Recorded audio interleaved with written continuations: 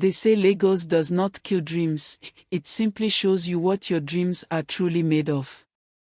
Adaeze had heard stories about Lagos all her life.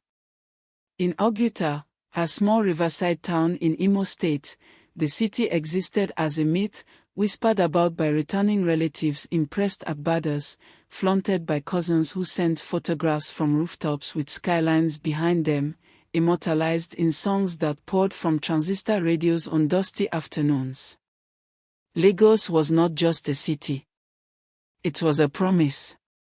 And at 22, with a second-hand bag on her shoulder and 4,000 naira folded inside her bra, Adaeze boarded a bus and went to collect what she believed the world owed her.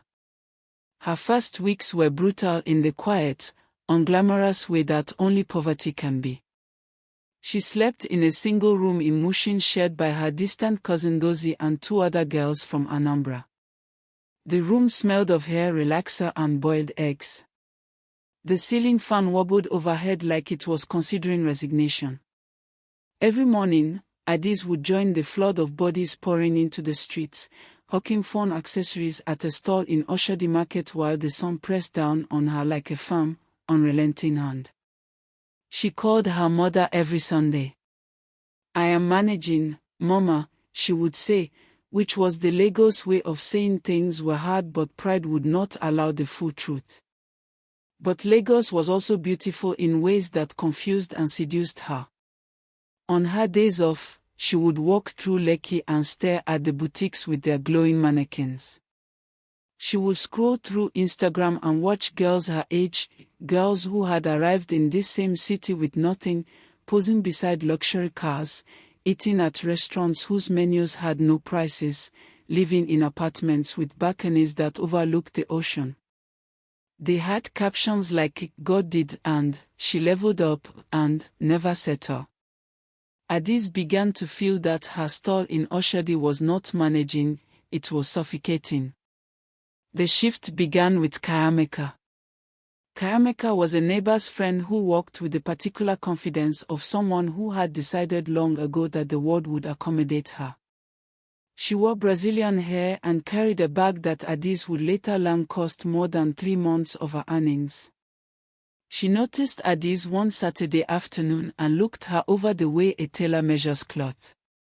"You're too fine to be wasting yourself in this place," Chiamaka told her, not unkindly. "Come with me on Friday.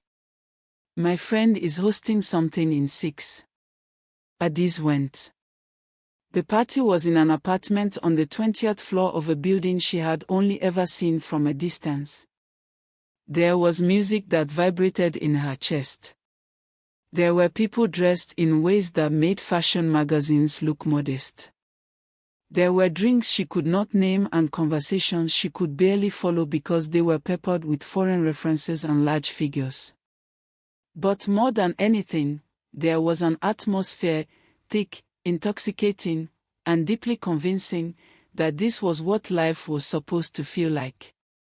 She came home at 3 in the morning and lay in the dark, listening to the wobbling fan, and something inside her cracked open. Over the next few months, Adaeze transformed. Not immediately, not dramatically, but piece by piece, like a building being renovated from the outside in. She stopped saving.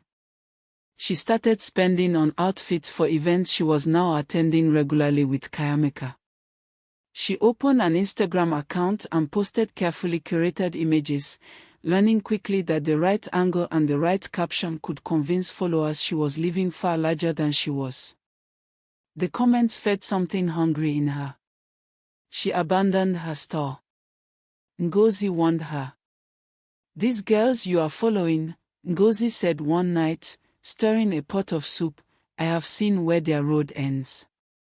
Adaeze laughed and called her a village woman trapped in a city body. She did not speak to her mother as often now. The Sundays became fortnightly, then monthly. When she did call, she performed a version of herself that was doing wonderfully, flourishing, even, and her mother, who could hear the stiffness in her daughter's voice but did not know how to name it, said, "God is faithful," and prayed for her. Then came Emeka. He arrived at one of Chiamaka's events like someone who had rehearsed the entrance.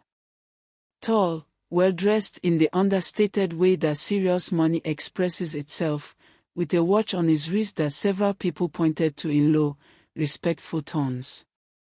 He was in his late 30s, soft-spoken, and he chose Adaeze from across the room with the calm precision of a man who had done this before. "You stand out," he told her, and she believed him because she wanted to. Within 2 weeks, he had taken her to dinner at a restaurant that sent her to look up the dress code before she arrived. Within a month, he had given her more money than she had ever held, explaining it as just something small, with a wave of his hand that suggested he found the amount almost embarrassing. He moved her out of Mushin and into a furnished apartment in Surale, telling her she deserved better than where she had been. Adaeze sent a photograph of her new living room to her mother without explaining who had provided it. Her mother said it was beautiful and asked when she was coming home to visit. She was not thinking about home.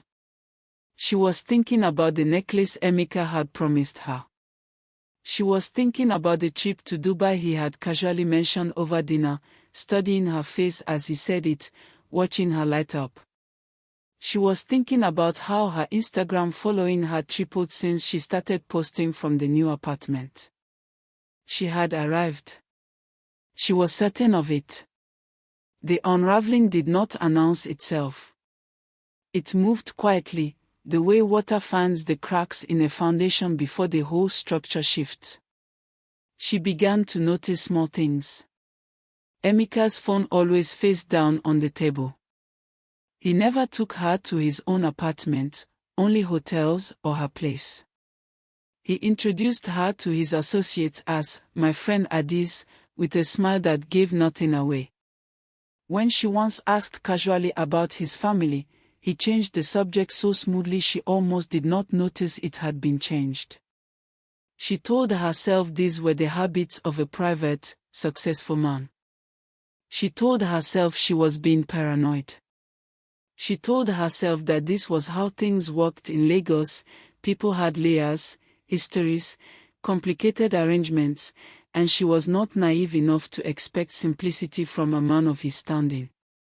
She buried the doubts under shopping trips and social media posts and the deliberate business of constructing a life that looked, from the outside, unquestionably wonderful. The truth arrived on an unremarkable Tuesday. A woman called her phone, a woman who had found Adaeze's number in a way Adaeze could not immediately understand, and spoke to her in the steady, emotionless voice of someone delivering information rather than making an accusation. She was Emeka's wife. They had been married for 9 years. She had 3 children. She was not calling to fight. She was calling, she explained, because she had watched this happen twice before, and she had decided that each time, she would find the girl and give her the truth, because nobody had ever given it to her when she was young and starting out and dazzled by a man who knew how to shine. Adaeze sat on the floor of the apartment Emeka paid for and listened to the call end. She sat there for a long time. He stopped coming around. There was no formal ending, no confrontation, no explanation. He simply reduced, the calls becoming less frequent, the visits shorter, the excuses more elaborate, until one day Adaeze realized she was waiting for a man who had already moved on to something new, carrying nothing of her with him. The apartment lease ended. She could not afford to renew it. She packed her things into the same second-hand bag she had arrived with, fuller now, heavier, but in none of the ways she had imagined, and called Ngozi, who did not say she had warned her, which was perhaps the most painful kindness anyone had ever shown her. She moved back to Mushin. She took a small job at a salon near the market. She deleted her Instagram. On a Sunday evening, she called her mother and told her most of the truth, not all of it, but enough. Her mother was quiet for a long time and then said, "Come home and rest." The rest we will figure out together. Adaeze did not go home immediately. She stayed in Lagos and rebuilt slowly, in the ordinary, unflashy way that real lives are actually built, with small savings and honest work and the kind of friendships that do not require performance. But she carried the lessons the city had given her the way one carries a scar, permanently, usefully, with a respect for what it cost. Lagos had not lied to her. She understood that now. The city had simply shown her exactly what she was willing to trade for the appearance of gold. The city had shown her the price listed clearly, in full, and she had signed the receipt without reading it. Not everything that shines is gold. And some prices, once paid, cannot be refunded, only learned from.